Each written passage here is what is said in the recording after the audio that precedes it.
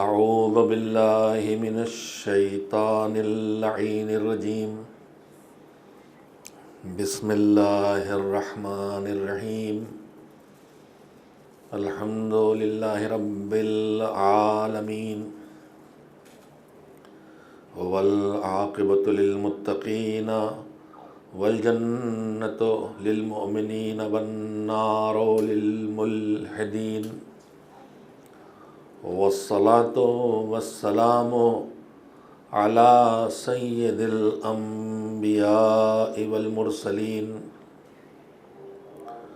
سیدنا ونبینا وشفیعنا ابی القاسم محمد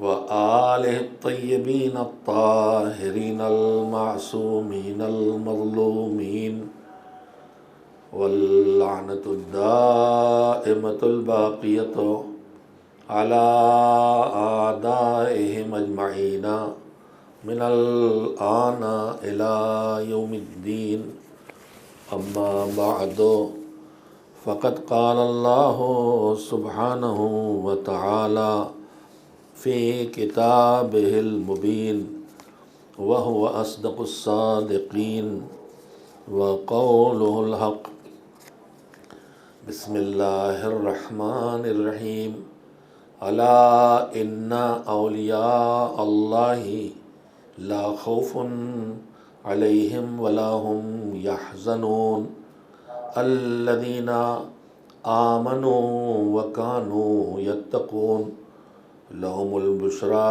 في الحیاة الدنیا وفي الآخرة لا تبدیل لکلمات اللہ ذلك هو الفوز العظیم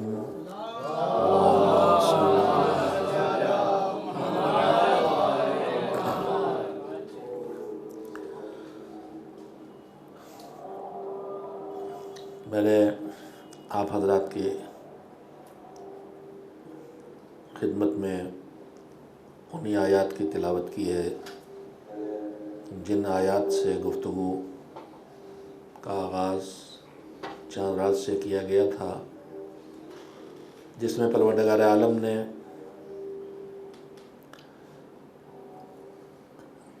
کچھ انسانی صفات کی طرف اشارہ کرتے ہوئے بتایا ہے کہ جو لوگ اپنے اندر یہ صفتیں پیدا کر لیں ان کے لیے دنیا میں بھی کامیابیاں ہیں اور آخرت میں بھی کامیابیاں ہیں، اور نہ ان کے لیے حزن و ملال ہے پچھلی زندگی پر، اور نہ ان کے پاس دنیا کے معاملات میں آگے آنے والے مسائل کا خوف پھٹک پاتا ہے۔ دروازے کو ٹائٹ رکھیے، باہر سے آواز آتی ہے، ڈسٹرب ہوتا ہے، یا باہر کی آواز کم کروا دیجیے، یہ سب روز مجھے کہنا پڑتا ہے۔ ایک صلوات بھیجیں محمد والے،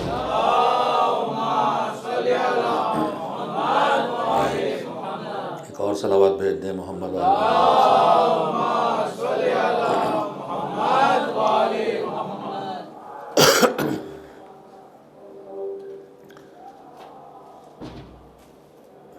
میں نے آپ حضرات کی خدمت میں کل تک یہ گزارش کی تھی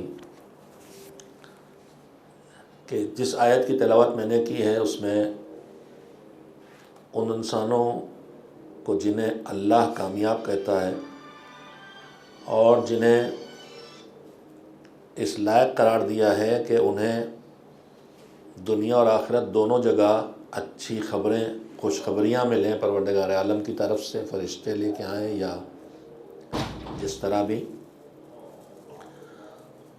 اس تسلسل کو آگے بڑھاتے ہوئے میں نے کل آپ کی خدمت میں گزارش کی تھی کہ کامیاب انسانوں کی، اور یہ کامیابی صرف آخرت کی کامیابی نہیں ہے، دنیا کی کامیابی بھی ہے۔ کچھ صفتیں ہیں جو قرآن میں پروردگار عالم نے بیان کی ہیں، جن میں سے دو صفتیں اس آیہ کریمہ میں ان کا ذکر آیا ہے جو میں نے آپ کے سامنے پڑھی کہ بے شک آگاہ ہو جاؤ، جو اللہ کے ولی ہیں، جو اللہ کے بندے ہیں، جنہوں نے اللہ سے اپنا رابطہ کر لیا ہے اور ان کے اور اللہ کے بیچ میں فاصلے نہیں ہیں، ذریعے نہیں ہیں، وہ لوگ اس منزل پہ پہنچ گئے ہیں کہ ان کے لیے نہ خوف ہے نہ حزن ہے۔ میں روز دونوں لفظوں کی وضاحت کر چکا ہوں، ابھی بھی کہی بات آپ سے۔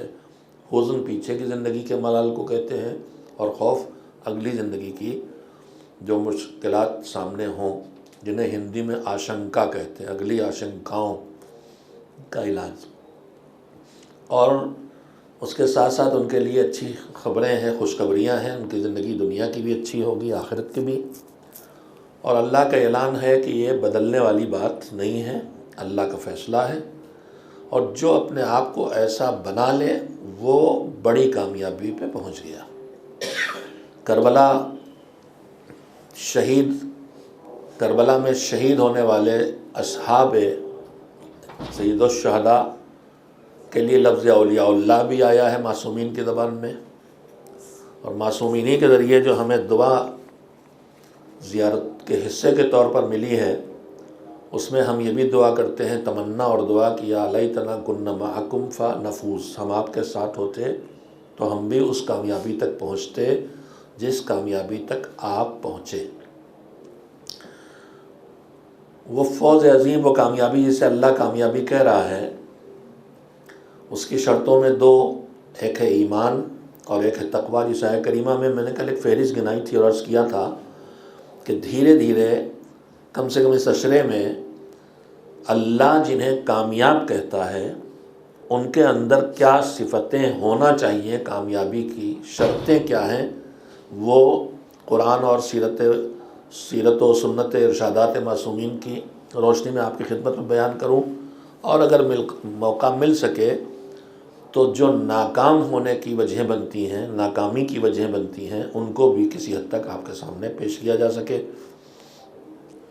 فہرست میں نے کل 9-10 چیزیں آپ کو سنائی تھیں، ایسا نہیں کہ بس یہی چیزیں ہیں، یہ چند چیزیں میں نے آپ سے گفتگو کے لیے قرآن مجید سے تلاش کی ہیں، اور بھی چیزیں ہیں اور ہوں گی یقیناً، اور ہیں، لیکن کم سے کم یہ چند پوائنٹ ہیں جن پر ڈسکس کرنا چاہتا ہوں۔ پہلی شرط ہے ایمان۔ دنیا کی زندگی ہو چاہے آخرت کی، قرآن کہتا ہے کہ ایمان شرط ہے۔ بے ایمانی سے کامیابی نہیں ملے گی، ایمان سے کامیابی ملے گی۔ شک کا شکار رہنے سے کامیابی نہیں ملے گی، ایمان سے کامیابی ملے گی۔ انکار کرنے سے، کفر سے کامیابی نہیں ملے گی، ایمان سے کامیابی ملے گی۔ اس کے بعد دوسری شرط ہے تقویٰ، یعنی اللہ کے سامنے آدمی اپنے گناہوں سے ڈر کے زندگی بسر کرے۔ تقویٰ سنبھل کے راہ چلنے کا نام ہے، گھر بیٹھ رہنے کا نام نہیں ہے۔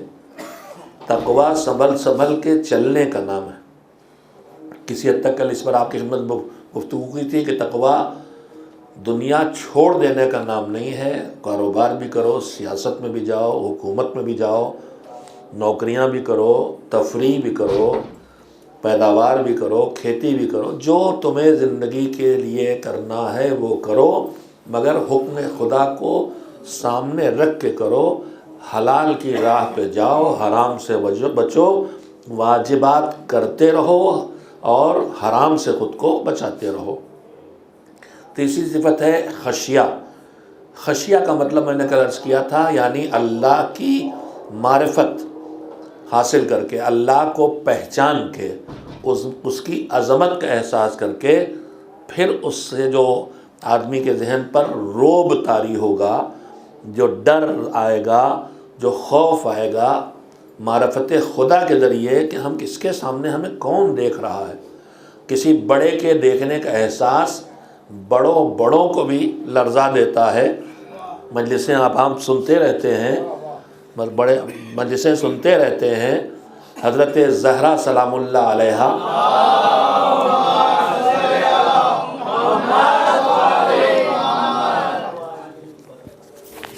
معصومہ ہیں، اور ان کی گود میں پلنے والے بھی معصوم ہیں۔ حضرت حسن مجتبیٰ علیہ السلام مدنی سید الشہداء علیہ السلام، اور ان کے مادر والد گرامی بھی معصوم ہیں. یعنی یہ کائنات کے بس دو ہی معصوم ہیں جن کے باپ بھی معصوم ہیں، جن کی ماں بھی معصومہ ہیں. یہ شرف حسنین کے علاوہ کسی کو نہیں ملا ہے. معصوم ہیں، معصوم گود میں پلے ہیں، گھر کے اندر پورا ماحول عصمت کا ہے. وہ ماحول جس نے فضا کو ایسا ڈھالا ہے کہ ان کی زندگی اب قرآن کے سے گفتگو پہ بسر ہو جائے گی. قرآن کا ماحول ہے، سیکھنے کا ماحول ہے. لیکن روایات ہیں کہ امام حسن مجتبیٰ علیہ السلام جب گھر سے باہر جا کے واپس آتے تھے تو ہم اسے اس رخ سے سنتے اور پڑھتے ہیں کہ وہ جو کچھ باہر اپنے نانا سے سنتے تھے وہ آ کے پوری باتیں خطبے سنا دیتے تھے. واقعہ بھی یہی ہے. لیکن اس میں تربیت کا پہلو یہ ہے کہ ماں پوچھتی تھی کہ آج کیا سیکھ کے آئے ہو. بات کام کی ہے، یاد آ گئی. خطیب اعظم تابصرہ کی بات ہے. ہم ماں باپ بچوں کو پالتے ہیں. ہمارا گھر عصمت کا گھر نہیں ہے. ہمارے بچے معصوم نہیں ہیں، ہم معصوم نہیں ہیں. ہمارے گھر میں ہر وقت عصمت و عبادت کا ماحول نہیں ہے. گھر سے باہر نکلیں تو کہیں بازار گناہوں میں ڈوبا ہے، کہیں اسکول ہے تو وہاں چوطرفہ بگاڑنے والی چیزیں چھپ چھپ کے صحیح پہنچائی جا رہی ہیں. بازار ہو، چاہے اسکول ہو، چاہے پارک ہو، چاہے سمندر کا کنارہ، تفریح کی جگہ ہو، ہر جگہ گناہ کا ماحول ہے.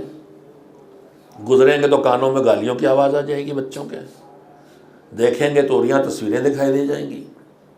کہیں جوا، کہیں شراب، چوطرفہ بیماریاں پھیلی ہوئی ہیں اور ان میں بچے ہمارے جا رہے ہیں. کانوں میں بھی آوازیں آ رہی ہیں، آنکھیں بھی دیکھ رہی ہیں. اور پھر اب سب چھوڑ دیا، اب تو ہاتھوں میں موبائل آ گیا ہے. تو بات یہ ہے کہ مدینہ کون سا شہر ہے جہاں حضور کی حکومت ہے، جہاں بازاروں میں، راستوں میں، گلیوں میں، کوچوں میں کھلم کھلا کوئی گناہ نہیں ہو رہا ہے. نہ شراب بک رہی ہے، نہ جوا کھیلا جا رہا، نہ گالیاں بکی جا رہی. ماحول گناہ کا نہیں ہے. کہیں تلاوت کی آواز آئے گی، کہیں نماز دکھائی دے گی. اچھا ماحول ہے. مدینہ بھی اچھے ماحول کا ہے، اور مسجد النبی جو ان کے گھر کا دروازہ ہے، صحن ان کا مسجد النبی ہے، وہاں تو ہر وقت عبادت ہے، تلاوت ہے، دعا ہے، مناجات ہے، تعلیم ہے، تبلیغ ہے. بیٹے معصوم، گھر معصوم، ماحول معصوم، مدینہ اچھا، ماحول اچھا. مگر بچہ باہر جاتا ہے جو خود معصوم اور ہادی ہے تو ماں پوچھتی ہے بیٹا کیا سیکھ کے آئے ہو.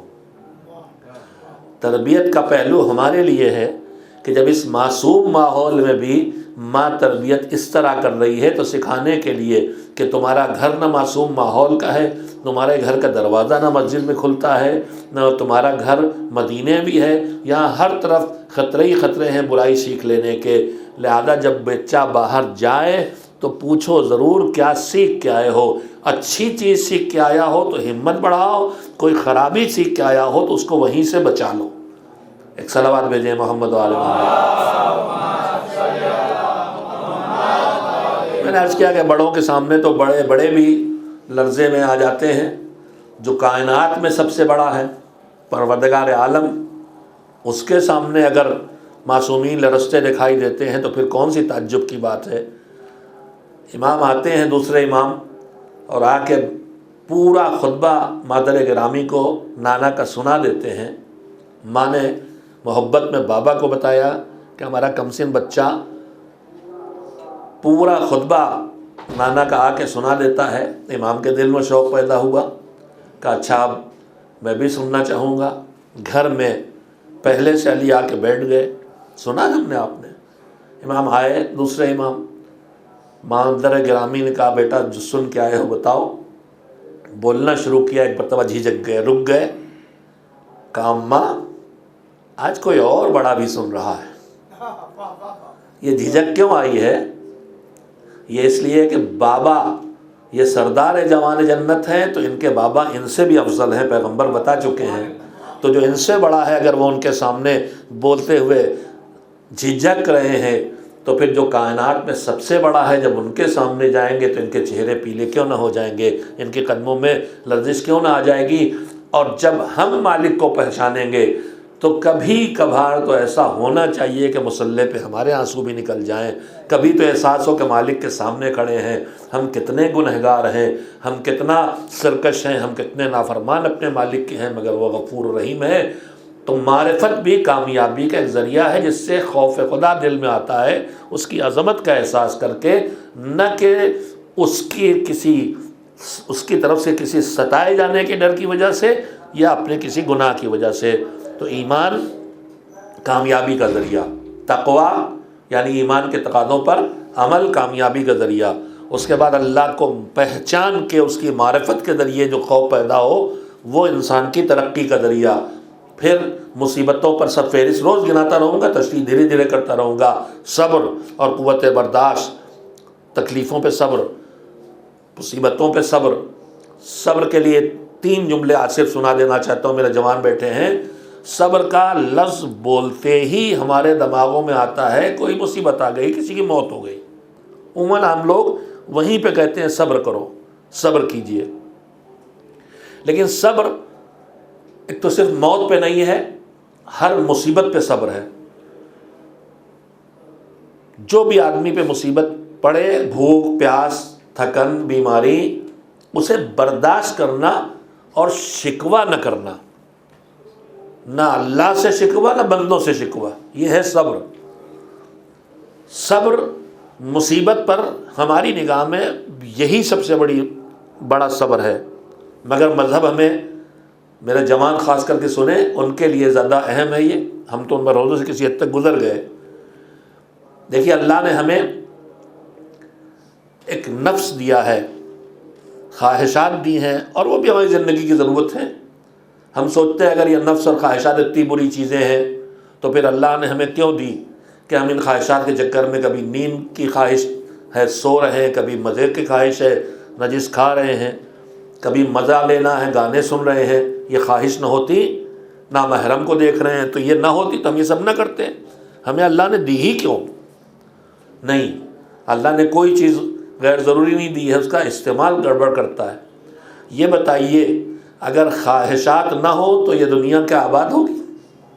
گھر بنتا ہے تو میری خواہش ہے کہ میں مکان ہو، روزی کماتا ہوں تو خواہش ہے، دنیا ہی نہیں، آخرت میں جنت بھی تبھی ہم حاصل کر سکیں گے جب ہمارے اندر جنت کی لذتوں کی خواہش ہو۔ تو دنیا بھی آباد نہیں ہو سکتی، آخرت بھی آباد نہیں ہو سکتی جب تک خواہش نہ ہو۔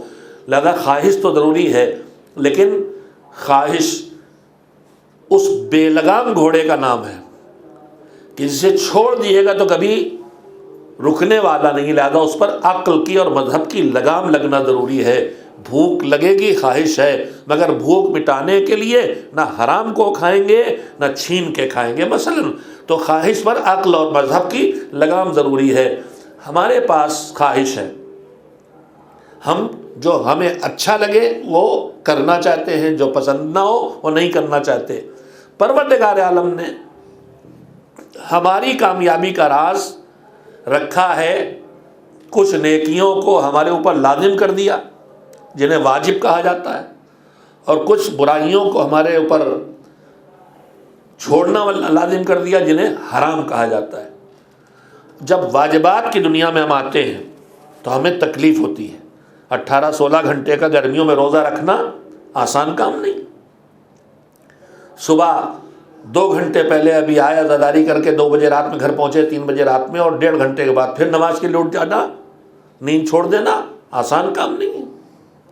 کما کے کفایت شعری کر کے خرچ کم کر کے کچھ بچا لیا، اب اس میں سے پھر 5واں حصہ نکال دینا آسان کام نہیں ہے۔ تو واجبات کے انجام دینے میں بھی انسان کو تکلیف ہوتی ہے. اس تکلیف کو برداشت کر کے ان واجبات کو انجام دینا یہ بھی صبر ہے. اور اس کے بعد اس سے زیادہ مشکل کام ہوتا ہے کہ شدید بھوک لگی ہے مگر کھانا سامنے جو ہے وہ نجس ہے، نہیں کھانا، اپنے آپ کو روکنا. نگاہیں اٹھی چلی جا رہی ہیں، چہرے کھینچے لیے رہیں، مگر اس وقت اپنی نگاہوں کو جھکا لینا، حرام سے بچانے کے لیے اپنے نفس پہ قابو کرنا، یعنی گناہ سے بچنے کے لیے طاقت لگانا، یہ بھی اور مشکل کام. تو روایات میں صبر کے لفظ کی 3 قسمیں بتائی گئی ہیں. ایک ہے مصیبت پر صبر، ایک ہے اطاعت پروردگار پر صبر. 3 لفظ یاد رکھیں میرے جوان. ایک ہے مصیبت پر صبر، ایک ہے اطاعت پروردگار پر صبر، اور ایک ہے معصیت پروردگار یعنی نافرمانی پر صبر، یعنی نہ کرنا. اور ہم سمجھتے ہیں سب سے بڑا صبر مصیبت پر صبر ہے، مگر اہل بیت کہتے ہیں مصیبت پر صبر آسان ہے، اطاعت پروردگار پہ صبر مشکل ہے. اور اطاعت پروردگار پہ بھی صبر آسان ہے، سب سے مشکل چیز ہے خود کو گناہوں سے بچانے کے لیے کنٹرول کر لینا. اور میں جملہ یہیں پہ کہنا چاہوں گا، معصوم کسے کہتے ہیں؟ ہم اکثر سوچتے ہیں ہماری نگاہ میں نیکیاں زیادہ قیمتی ہیں، یہ نماز پڑھ لو، یہ روزہ رکھ لو، یہ ماتم کر لو، یہ نوحہ کر لو، یہ نذر کر لو، یہ نیاز کر لو. گناہوں سے بچنے پر ہماری اتنی توجہ نہیں ہوتی. نیکیاں خوب کرتے ہیں مگر ہماری کمزوریوں میں کمزوری یہ ہے کہ نیکیاں کرتے ہیں مگر گناہوں سے بچنے پر ہم دھیان کم دیتے ہیں. نماز بھی ہوتی ہے، جھوٹ بھی چلتا ہے، تلاوت بھی ہوتی ہے، غیبت بھی چلتی ہے، نوحہ بھی ہو رہا ہے، ماتم بھی ہو رہا ہے، اور اس کے بعد گانے بھی ہو رہے ہیں. تو یہ نیکیاں ہم توجہ زیادہ رہتی ہے، نیکیوں میں ہماری طرف سے بہت سی جگہوں پہ کمی نہیں ہوتی، مگر گناہوں سے بچنے پر ہماری توجہ کم ہوتی ہے. مگر اہم ترین بات یہ ہے کہ گناہوں سے بچنا زیادہ اہم بات ہے. معصومین کے ارشادات کی روشنی میں اگر ہم اپنے آپ کو گناہوں سے بچا کے جہنم سے باہر کر لیں تو ہماری کوئی ایک چھوٹی سی نیکی بھی ہمیں جنت پہنچا سکتی ہے. اسی لیے معصومین نے، معصوم کسے کہتے ہیں؟ آپ گناہوں سے بچنے کی قیمت پہچانے. معصوم بچے میرے بیٹھے ہیں، جوان بیٹھے ہیں، بزرگ ہیں، معصوم کسے کہتے ہیں؟ بچپن سے مجلسیں سنتے ہیں، چاہے ہم نے کتاب میں نہ بھی پڑھا ہو. معصوم اسے کہتے ہیں کہ جو زندگی میں کبھی گناہ نہ کرے. کہیں حد تک پڑھا ہے کہ معصوم وہ ہے جو ساری نیکیاں کر ڈالے؟ کہیں نہیں. تو معصوم کو معصوم کیا چیز بناتی ہے؟ نیکیاں کرنا معصوم نہیں بناتا، گناہوں سے بچنا معصوم بناتا ہے. تو یہیں سے سمجھ لیں کہ گناہوں کے بچنے کی قیمت کیا ہے. نیکیاں کر کے معصوم نہیں بنتا، گناہوں سے بچ کے معصوم بنتا ہے. پروردگار کہہ رہا ہے تم کو بھی ہم عادل دیکھنا چاہتے ہیں. عادل اسے نہیں کہتے ہیں جو ہر نیکی کر ڈالے، عادل اسے کہتے ہیں جو اپنے کو گناہوں سے بچا کے رکھے. لہذا بھرپور توجہ دینا چاہیے گناہوں سے بچنے کی طرف. اگر گناہوں سے بچا لے گئے تو جہنم سے نکل آئے تو ایک چھوٹی سی نیکی بھی ہمیں جنت تک پہنچا دے گی انشاءاللہ. ایک صلوات بھیجیں محمد و آل محمد. میں گنا رہا ہوں آپ کو ایمان کامیابی کی بنیادی شرط، ایمان کے تقاضوں پہ عمل، تقوی کامیابی کی شرط، صبر، قوت برداشت مصیبت پر، نیکیوں کے کرنے پر، برائیوں سے بچنے پر بنیادی شرط. اس کے بعد ہجرت، جہاد، فکر آخرت، جنت کی فکر، پروردگار کی رضا کی فکر. یہ چند چیزیں ہیں جو آپ کے سامنے رکھنا چاہتا ہوں. میرے عزیزو، آج اب جو وقت بچا ہے اس میں جو پہلی بنیادی شرط ہے ایمان، اس سلسلے میں جب ہمیں یہ بات بار بار سننے میں آتی ہے کہ ہماری کوئی بھی نیکی، کوئی بھی عمل، کوئی بھی کام تب قبول ہوگا جب ہم ایمان والے ہوں. ہر عمل کی بنیادی شرط ہے ایمان. خالی کام اچھا ہونا کافی نہیں ہے، اس کے ساتھ مالک کے اوپر ایمان ہونا اور اس کے بنائے نظام پر ایمان ہونا. ایمان کے بغیر ہماری نیکی قبول نہیں. ایمان اور عمل کا ایسا رشتہ ہے کہ ایمان کو عمل سے الگ نہیں کیا جا سکتا. ہمارے دماغوں میں کبھی کبھی اس طرح کی باتیں آ جاتی ہیں کہ ہم مومن تو ہیں بھائی، ہمارے ایمان میں کوئی کمی نہیں، ذرا معاملات میں کچھ گڑبڑ ضرور ہے، کچھ واجب چھوٹ جاتے ہیں، کچھ حرام ہو جاتے ہیں، لیکن ایمان صحیح ظالم۔ لیکن ایمان کسے کہتے ہیں؟ کم سے کم ایمان کیا ہے؟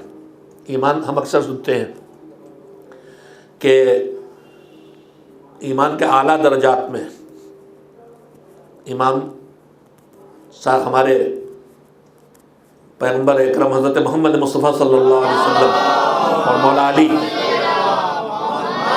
کے اصحاب میں جو اصحاب ہیں خالص مخلص اصحاب، ان میں جناب مقداد، جناب ابوذر اور جناب سلمان، ایمان کے پیغمبر نے مراتب بتایا کہ ایمان کے 10 درجے ہیں۔ 8ویں درجے پر مقداد، 9ویں پر ابوذر اور 10ویں پر جناب سلمان ہے، اور کل ایمان علی ہیں۔ یہ ہم بچپن سے سنتے آتے ہیں۔ میں اس وقت یہ کہنا چاہتا ہوں کہ ایمان کا عمل سے رشتہ ہے۔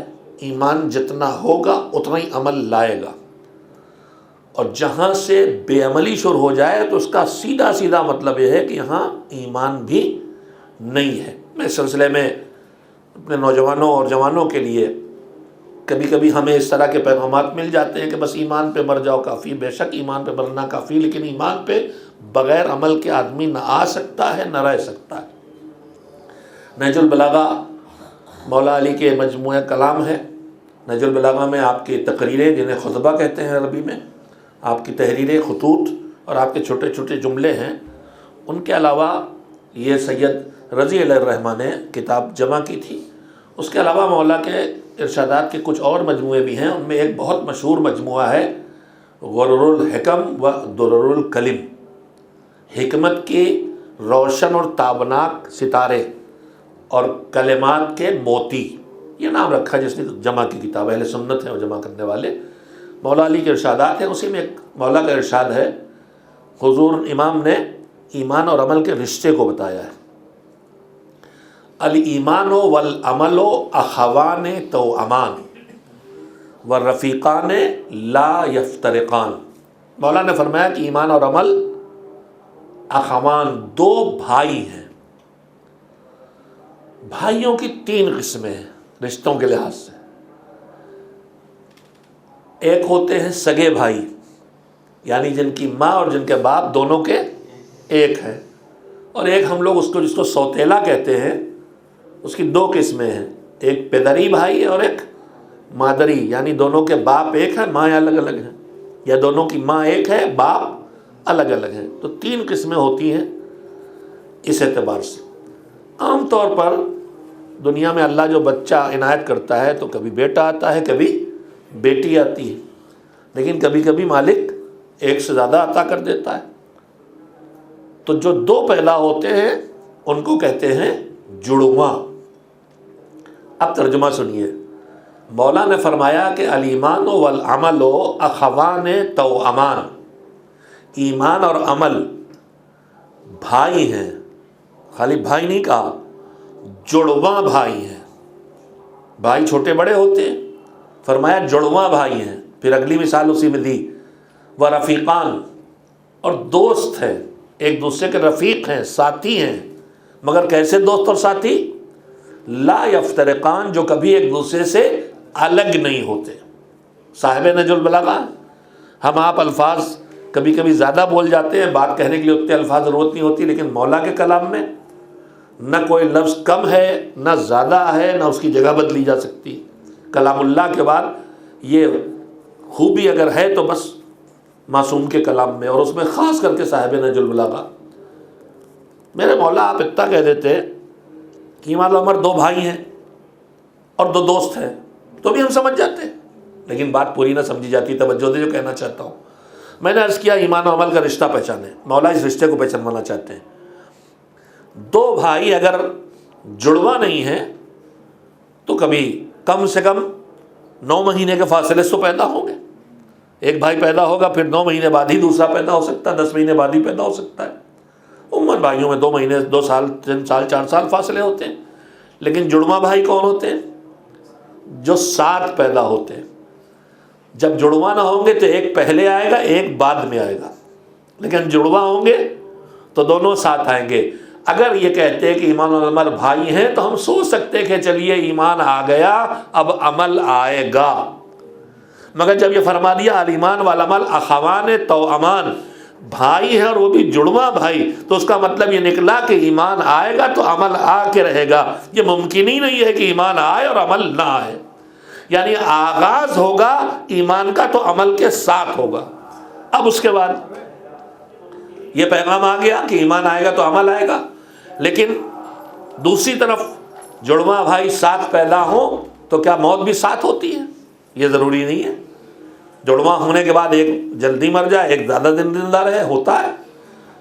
تو اگر صرف مولا اتنا ہی کہتے کہ ایمان اور عمل دو جڑواں بھائی ہیں تو یہ تو سمجھ میں آ جاتا کہ ایمان اور عمل آئیں گے تو ساتھ ساتھ آئیں گے، لیکن یہ پھر بھی کلیئر نہ ہوتا کہ کیا ایسا ممکن ہے کہ ایمان رہے اور عمل نہ رہے۔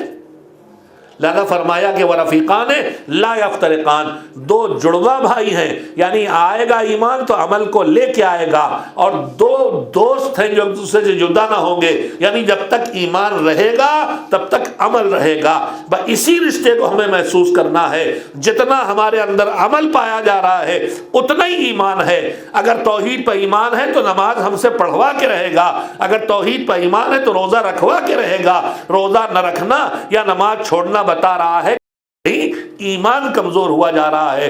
اگر ولایت ہے، اگر مبدت ہے، اگر امامت سے رغبت ہے، اگر امامت کو قبول کیا ہے تو اطاعت لا کے رہے گی، ان کی خوشی میں خوش کر کے رہے گی، ان کی رنجیدگی میں رنجیدہ کر کے رہے گی، ورنہ دعویٰ کرنے سے کوئی ثبوت نہیں ہے۔ دعویٰ بغیر دلیل کے کبھی قابل قبول نہیں ہوا کرتا۔ ایک صلوات بھیجیں محمد و آل محمد علیہ السلام۔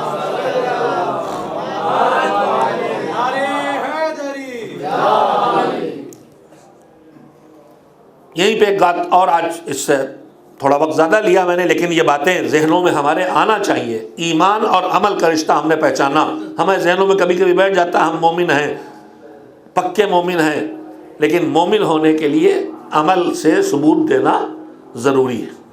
اب اس کے بعد میں اس سے آگے قدم بڑھ کہنا چاہتا ہوں کہ ایمان صرف انسان سے کہ عمل سے نہیں جڑا ہے۔ بہت اہم اور قیمتی بات کہنا چاہتا ہوں، ایمان صرف عمل کو متاثر نہیں کرتا، ایمان انسان کے سوچ کو اور طرز فکر کو بھی متاثر کرتا ہے۔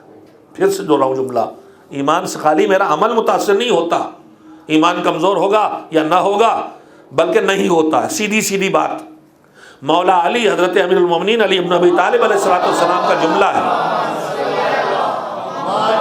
صاف صاف انہوں نے فرمایا کہ کوئی چوری نہیں کرتا، کوئی بدکاری نہیں کرتا، اس وقت جب چوری کرتا ہے بدکاری کرتا ہے تو اس کے پاس ایمان نہیں ہوتا ہے۔ اگر ہم یہاں کیمرہ لگا ہے اور ہمیں پتہ ہے ریکارڈ ہو رہا ہے تو یہ لگا ہوا کیمرہ، جس کو چور آئے بھی چوری کرنے خدا نہ کرے اور دیکھ لے کیمرہ لگا ہے تو کوشش کرے گا کیمرہ بند کر دے یا کیمرے سے چھپا لے، لیکن اگر اسے پتہ ہو کہ کیمرہ مجھے دیکھ رہا ہے تو پھر وہ رک جائے گا، اس لیے کہ اس سے بھروسہ ہے کہ کیمرہ مجھے کیچ کر رہا ہے۔ تو مولا نے فرمایا کہ جس وقت آدمی چوری کرتا، بڑے گناہوں کا نام لیا، چوری کرے یا بدکاری کرے تو اس وقت ایمان اس کے پاس نہیں ہوتا۔ اور روایات میں ایمان کی دو قسمیں ہیں، ایک ہے معارات مانگے کا ایمان اور ایک ہے دائمی۔ ہمارے آپ کے پاس جو چیزیں ہوتی ہیں، اپنی چیز ہمارے پاس ہے، ہماری ہے، لیکن کبھی کبھی کوئی چیز ہم مانگے لیتے ہیں، لی ضرورت ہوئی واپس چلی گئی، جس کی تھی اس نے واپس لے لی۔ تو ایمان کی بھی دو قسمیں، ایک آنے جانے والا ایمان اور ایک ٹھہرنے والا ایمان۔ دعا سکھائی گئی ہے کہ دعا کرو کہ تمہارے پاس ٹھہرنے والا ایمان آ جائے، آنے جانے والا نہ رہے۔ یا آنا جانا کب تک رہے گا؟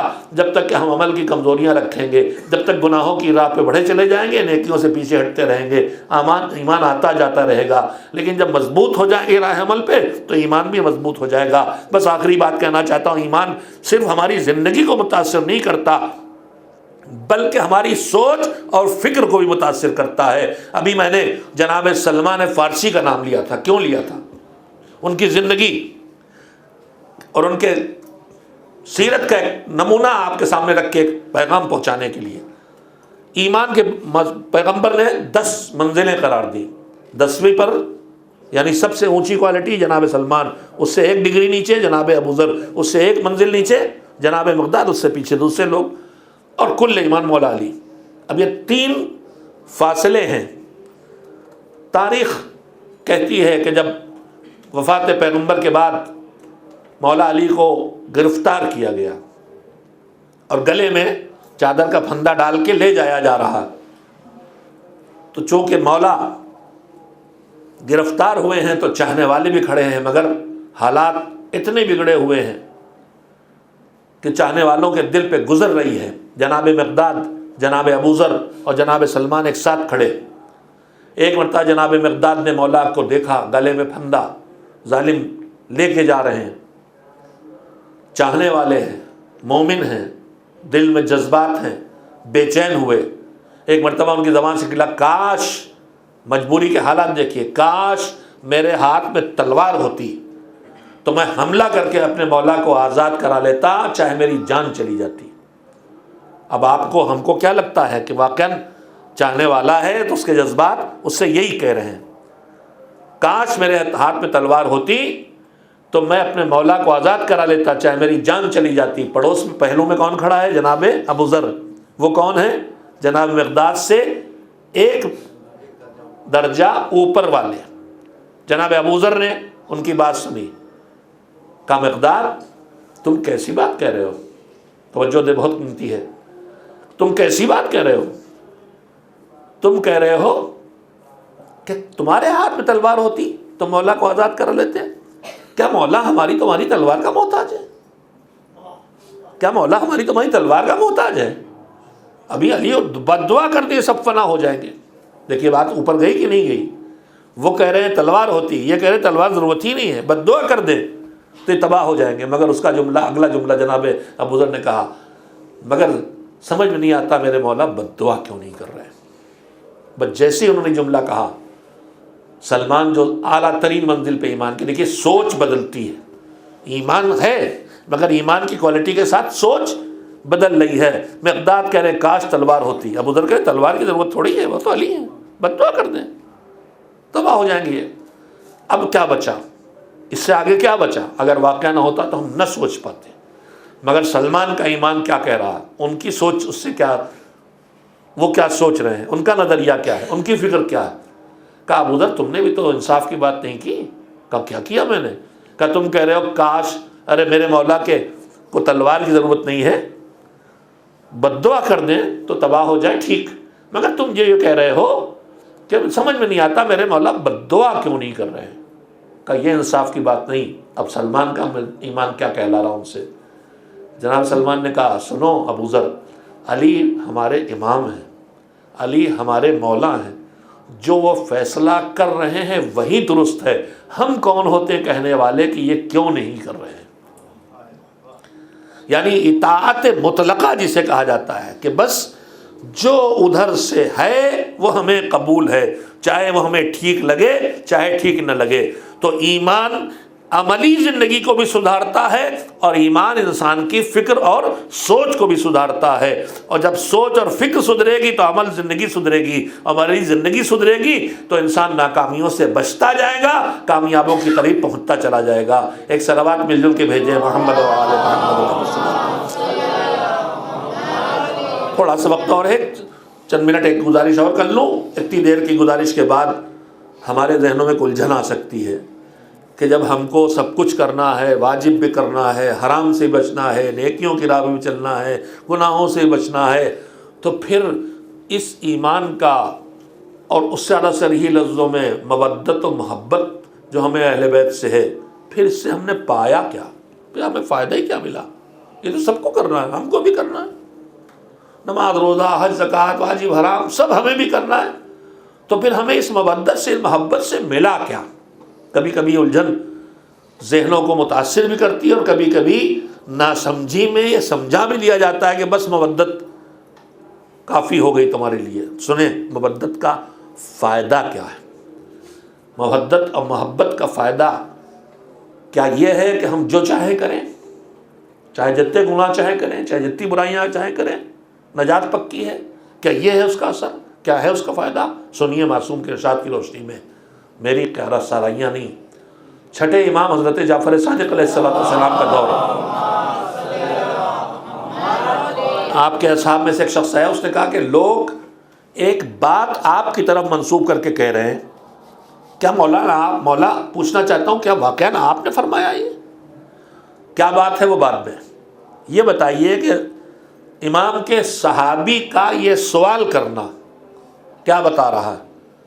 اسے لگ رہا کہ جو بات امام کی طرف لوگ منسوب کر کہہ رہے ہیں یہ بات امام نہیں کہہ سکتے، اس کو یہی لگ رہا ہے نا، تبھی تو پوچھ رہا کہ مولا کیا واقعاً آپ نے فرمایا ایسا؟ تو امام نے کہا کہ کیا ہے وہ بات؟ تو اس نے کہا کہ لوگ کہتے ہیں کہ آپ نے فرمایا کہ اذا عرفت فعمل ما شئت، جب تم نے اپنے امام، اپنے زمانے کے امام کی وہ پہچان لیا اور معرفت حاصل کر لی اور ان کو مان لیا، تو اب تمہارا جو جی چاہے کرو۔ اذا عرفت، معرفت حاصل کر لی اپنے زمانے کے امام کی، فعمل ما شئت، تو اب جو جی چاہے کرو۔ تو وہ یہ پوچھ رہا تھا کہ مولا یہ تو آپ نہیں کہہ سکتے نا۔ مولا نے کہا ہم نے کہا ہے، ہم آپ بھی اگر یہ رک جائے واقعہ تو کیا سمجھیں گے؟ پوری چھوٹ مل گئی، اب جو چاہیں کریں، چوریاں کریں، ڈاکے ڈالیں، لوگوں کو ستائیں، مار پیٹ کریں، بدکاریاں کریں، جو جی چاہے کریں، اب تو مولا والے، علی والے، علی والے، ہم جو چاہیں کریں، راستے تنگ کریں لوگوں کے، ستائیں لوگوں کو، ہم تو مولا والے ہیں، جو جی چاہے ہمارا کریں۔ مولا نے اجازت دی؟ نہیں، مولا نے اجازت دی۔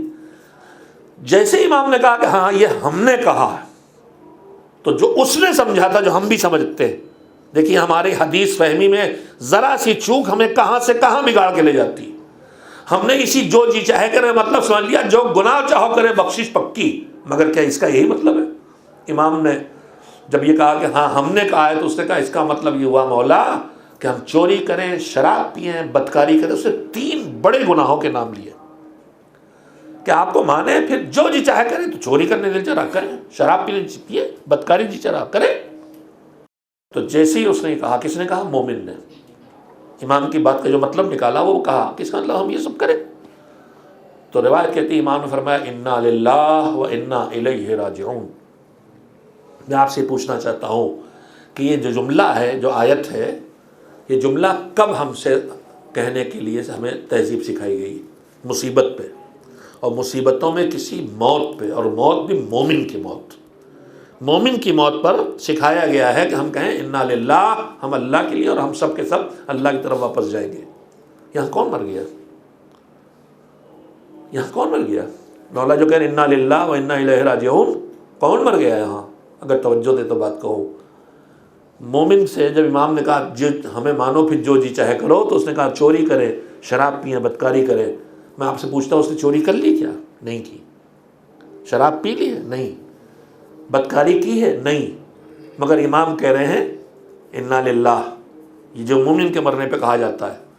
تو اگر ہم سمجھنا چاہیں تو شاید سمجھیں اس بات کو کہ ابھی اس نے گناہ کیا نہیں ہے، خالی گناہوں کے بارے میں سوچا ہے کہ ہم یہ بھی کر سکتے ہیں۔ تو امام کہہ رہے ہیں انا للہ، یعنی امام یہ بتانا چاہتے ہیں کہ مومن کے لیے گناہ کرنے کا تصور دور کی بات ہے، اگر مومن گناہ کے بارے میں سوچے بھی تو یہ مومن کی موت ہے، یہ مومن کی موت ہے۔ کہا انا للہ و انا الیہ راجعون، اور اس کا فرمایا ہیہات ہیہات ہیہات۔ یہ تب کہا جاتا ہے جب تعسف کا اظہار کرنا ہو اور کسی ایسی بات کا جو صدمہ پہنچائے اور بری چیز ہو، اس کی بات ہو۔ فرمایا ہیہات ہیہات ہیہات۔ پھر امام نے فرمایا کہ تم کی کیسی بات کر رہے ہو؟ امام نے کہا کہ اگر ہماری محبت کے نام پر تم کو گناہوں کی چھوٹ ہوتی تو پھر تم سے پہلے ہمیں یہ چھوٹ ملی ہوتی۔ اگر ہماری محبت کی بنیاد پر تمہیں یہ چھوٹ ہوتی تو تم سے پہلے ہمیں یہ چھوٹ ملی ہوتی۔ تو وہ مومن پریشان ہوا، اس نے کہا مولا پھر یہ آپ فرمایا کہ جو جی چاہے کرو، اس کے لیے میں نے پوری روایت سنائی ہے۔ آپ کی مودت و محبت و معرفت کے بعد جو جی چاہے کرو، آپ جو کہہ رہے ہیں، پھر اس کا مطلب کیا ہے؟ آخر اس کا دماغ اس سے آگے جا ہی نہیں رہا، اس کا مولا مطلب کیا ہے؟ سنیے، امام نے فرمایا کہ اس کا یہ مطلب نہیں ہے کہ ہمیں مانو تو جو جی چاہے کرو، جو گناہ چاہے کرو۔ اس کا یہ مطلب ہے کہ ہمیں مانو، پھر اس کے بعد جو نیکی جی چاہے کرو قابل قبول ہو جائے گی۔ اگر ہمارے بانے بغیر نماز بھی پڑھو گے بیکار جائے گی، روزے رکھو گے بیکار جائیں گے، حج کرو گے بیکار جائیں گے۔ ہمیں مان کے نمازیں پڑھو گے تو کام آئیں گی، روزے رکھو گے تو کام آئیں گی، زکوٰۃ دو گے کام آئے گی۔ لہذا ان کو مانتے جاؤ، نیکیوں کے قدم لگا پہ قدم آگے بڑھتے چلے جاؤ۔ ان پر ایمان گناہوں کی اجازت نہیں ہے، ان پر ایمان نیکیوں کے قبول ہونے کی شرط بھی ہے، گارنٹی بھی ہے۔ ایک صلوات مل جل کے بھیجیں، محمد و آل محمد علیہ وسلم۔ میں نے چاہا کہ میں معصوم کے ارشادات کی روشنی میں جہاں سے فکری انحراف پیدا ہوتا ہے، آدمی کی سوچ بگڑنے لگتی، ہم مولائی، ہم علی والے، ہم ماتمی، ہم مجلسی، ہم جو چاہیں کریں، جو چاہیں کریں، یعنی اب اجر رسالت دے دیا ہے، اب جو نیکی جی چاہے کرو۔ اجر رسالت دیے بغیر کچھ کرو گے سب بیکار جائے گا۔ بس یہ اعتماد جب آ جاتا ہے تو پھر آدمی نہ مصیبتوں پہ گھبراتا ہے اور نہ اسے فکر ہوتی ہے کہ ہم سے کیا چھن رہا ہے۔ جب جان دینے پہ مقابلے شروع ہو جاتے ہیں کہ پہلے ہم جان دے دیں۔ آج 4 محرم کی شب شروع ہو گئی، 5 سے بنی ہاشم کے شہادت کے تذکرے شروع ہو جاتے ہیں۔ اصحاب کے تذکرے انہی مواقع پہ کیے جاتے ہیں۔ حسین کے ساتھ جو چھوٹا سے لشکر تھا، سپاہ تھی، اس میں 6 مہینے کی کمسن سے لے کے 90 سال سے زیادہ تک کی عمر کے بوڑھے موجود تھے، اور انہی اصحاب میں مسلم ابن اوسجہ بھی ہیں جو اتنے بوڑھے ہیں کہ کمر اتنی جھکی تھی کہ جنگ کی تیاری میں انہوں نے کمر پہ کپڑا لپیٹ کے پٹکا باندھ کے کمر کسی تھی تاکہ سیدھے کھڑے ہو سکے، اور پیشانی کی کھال لٹک کے آ گئی تھی آنکھوں پر، لہذا کھال سمیٹ کے پیشانی پہ باندھی تھی۔ آج ہمارے جوان پیشانی پہ پٹیاں باندھتے ہیں، کمر میں پٹکا بھی باندھتے ہیں، لیکن ہمیں یہ سب معلوم ہونا چاہیے ہم کیوں کر رہے ہیں، اس کے پیچھے کیا جذبہ ہے، کیا روح ہے، کیوں ہم یہ کر رہے ہیں۔ خالی ایک رسم کی شکل نہ ہو جائے، بے روح نہ رہ جائے۔ آج عزاداری کی مشکلات میں ایک چیز یہ بھی آ گئی ہے کہ ہم کر سب رہے ہیں، لیکن اس کے پیچھے کی روح ہمارے اندر سے کم ہوتی جا رہی ہے یا ہمیں بتائی نہیں جا رہی ہے۔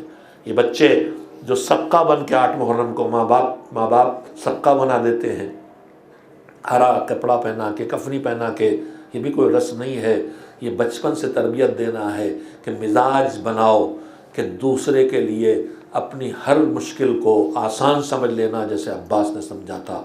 اصحاب حسین، آج تذکرہ ان کا رک جائے گا۔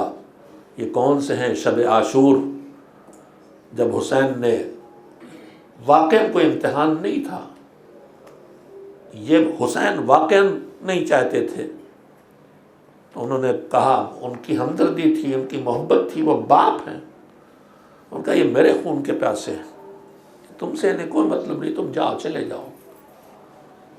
کوئی نہ اٹھا، پھر کہا ایسے نہیں جاتے ہو، تمہیں اچھا نہیں لگ رہا ہے کہ جاؤ گے لوگ ٹوکیں گے کہ چھوڑ کے چلے آئے، تو میرے گھر والوں کو لو ساتھ، ان کو لے کے چلے جاؤ کہ ہم انہیں لے کے آئے، اس لیے آئے ہیں۔ پھر کوئی نہ اٹھا، تو پھر چراغ بجھایا، بیعت اٹھانے کا اعلان کر کے کہا، اچھا میں لگتا ہے تمہیں حیا آ رہی ہے، کتنا کریم ہے مولا، کتنا کریم ہے، تمہیں اچھا نہیں لگ رہا، جاؤ چلے جاؤ، میں اندھیرا کیے جاتا ہوں، چلے جاؤ۔ حسین کہتے مجھے تنہا چھوڑ دے میرے خون کے پیاسے۔ بھائی وقت آ کہ ایک مرتبہ آوازیں آنا شروع ہو گئیں، کبھی مسلم، کبھی زہیر، اور ہر طرف سے ایک ہی آواز ہے، آپ کے پاس جی کے کیا کریں گے؟ جائیں گے تو آپ کے نانا کو منہ کیا دکھائیں گے؟ ہم تو نہ جائیں گے، ہمیں مارا جائے، کاٹا جائے، جلایا جائے، ہماری خاک اڑا دی جائے، پھر زندہ کیا جائے، 70 بار ہو پھر بھی نہ جائیں گے۔ یہ اصحاب ہیں شب عاشور، یہ اصحاب ہیں پہرے پہ ہیں۔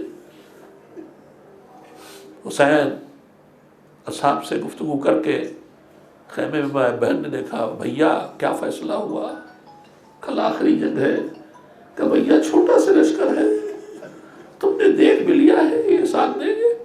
پہرے پہ پہلو میں حبیب ہیں، خیمے کے باہر حبیب ہیں، بھائی بہن گفتگو سنی، دوڑ کے گئے، انصار چلو میری شہزادی پوچھ رہی ہے، لے کے آئے، آواز دی شہزادی، غلام حاضر نے کہی ہے تو اپنے ہاتھوں سے سر کاٹ کے اپنے قدموں میں ڈال دے، ہم نہ چھوڑ کے جائیں گے۔ دعا دے کر رخصت کر دیا۔ صبح عصور جنگ شروع ہوئی، جو وعدہ کیا وہ پورا کیا۔ ظالم نے جیسی تیر کمان میں جوڑا، ایک تیر نہیں چلا، ہزاروں تیر ایک ساتھ چلے، چند لمحوں میں فیصلہ ہو گیا۔ بنی ہاشم کوئی آگے نہ آنے پائے، انصار بوڑھے جوان بازو سے بازو ملا کے دیوار بنا کے کھڑے ہو گئے۔ تیروں کی بارش شروع ہو گئی، کچھ کو ہاتھوں سے تلواروں سے کاٹا، سب ہاتھوں میں تلواریں بھی نہیں ہیں، سب ہاتھوں میں ڈھالیں بھی نہیں ہے، کسی ہاتھ میں نیزہ ہے، کسی ہاتھ میں تیر کمان ہے، کسی ہاتھ میں کچھ نہیں، پتھر ہے، تیر آ رہے ہیں، خیموں پہ آگے دیوار جسموں کی بنی ہے، ڈھالوں پہ تیر، تلواروں سے تیر کاٹے، مگر کہاں سب رکتا ہے؟ گلوں پہ تیر پڑتے رہے، بازوؤں پہ تیر پڑتے رہے، سینوں پہ تیر پڑتے رہے۔ جب تیر مارا نہیں رکی، حسین کے لشکر کا بڑا حصہ شہید ہو گیا، جو بچے ہیں زخمی ہیں، انہی میں حسین کا یہ چاہنے والا بوڑھا 90 سال کا بوڑھا 92 سال کا بوڑھا مسلم نے سجا ہے، بدن زخمی ہے، 4 دن کی بھوک ہے، مگر ابھی بدن میں دم باقی ہے۔ کہا مولا اب مقتل میں جانے کی اجازت دے۔ ابتدائی شہداء میں ہور کے بعد انہی کا نام آتا ہے۔ پہنچے، لڑے، دشمنوں کو مارا، زخموں سے چور ہو کے گرے، آخری سلام کیا، حسین چلے، ساتھ میں حبیب پہلو میں آ گئے۔ حسین پہنچے، مسلم نوسجا کا سر اٹھا کے گود میں رکھا، چہرے پہ ہاتھوں کو ملا۔ حبیب نے کہا مسلم آنکھیں کھولو، دیکھو زندگی میں کیا معراج مل گئی، دیکھو تمہارا سر کس کی گود میں ہے۔ غش کے عالم سے حبیب نے آنکھیں کھولی، خون بہتا ہوا بدن سے، پیاس اور بھوک پہلے سے شدت، بڑھاپا ہے، دم نہیں رہ گیا ہے، بچن لمحوں کے مہمان ہیں۔ ایک مرتبہ آنکھیں کھولی، اس کے بعد حبیب پہلو میں بیٹھ گئے۔ کہا مسلم تم جا رہے ہو، میرے دوست ہو، جا رہے ہو، تمہاری بیوی خیمے میں، تمہارا بچہ خیمے میں، مجھے پتہ چل لمحوں میں بھی پہنچ جاؤں گا تمہارے پاس، مگر مسلم وعدہ کروں جب تک رہوں گا تمہاری وصیت پہ عمل کروں گا، بتاؤ کیا کہنا چاہتے ہو۔ مسلم نے پھر بدن کی طاقت سے بیٹھی، آنکھیں تھوڑی سی کھولی، کانپتی انگلی اٹھائی، ٹوٹے ٹوٹے لفظوں میں کہا حبیب جب تک جیا اس آقا کے بدن پہ ایک تیر نہ لگنے دیا، جینا تو انہیں جینے دے، زخمی نہ ہونے دینا۔ میں کہوں گا اے حبیب تم نے بھی وعدہ پورا کیا، مسلم تم نے بھی، مگر یہی حسین عصر عاشور بکھرے ہوئے لاشوں کے درمیان خون میں لہو لہان ڈوبا ہوا، چاروں طرف سے تیروں کی بوچھار سے زخمی، آواز دے رہا ہے میرے زہیر کہاں ہو، اے میرے مسلم کہاں ہو، اے میرے حبیب کہاں، یا فرسان الحجا، اے میرے لڑاکو شیرو، اے میدان جنگ مجاہدوں تم کہاں ہو۔ پھر خود ہی آواز دی، ارے تم تو گلے کٹا کے سو گئے، اب کہاں مسلم ہیں، کہاں تیر کھانے والے زہیر ہیں، کہاں برچیاں روکنے والے حبیب ہیں، اکلو اکیلا حسین۔ پتھروں کی بارش ہے، تیروں کی بارش ہے، آگ کی بارش ہے، رہرا کا لال جھوم رہا ہے، انصار تڑپ تڑپ کے رہے مولا نہیں ہے گنجائش ورنہ ہم پھر آ کے آپ کے لیے جانے دیتے۔ وَسَيَعْلَمُ الَّذِينَ ظَلَمُوا أَيَّ مُنْقَلَبٍ يَنْقَلِبُونَ أَلَا لَعْنَةُ اللَّهِ عَلَى الْقَوْمِ الظَّالِمِينَ اللهم تقبل منا إنك أنت السميع العليم۔ ماتم حسین۔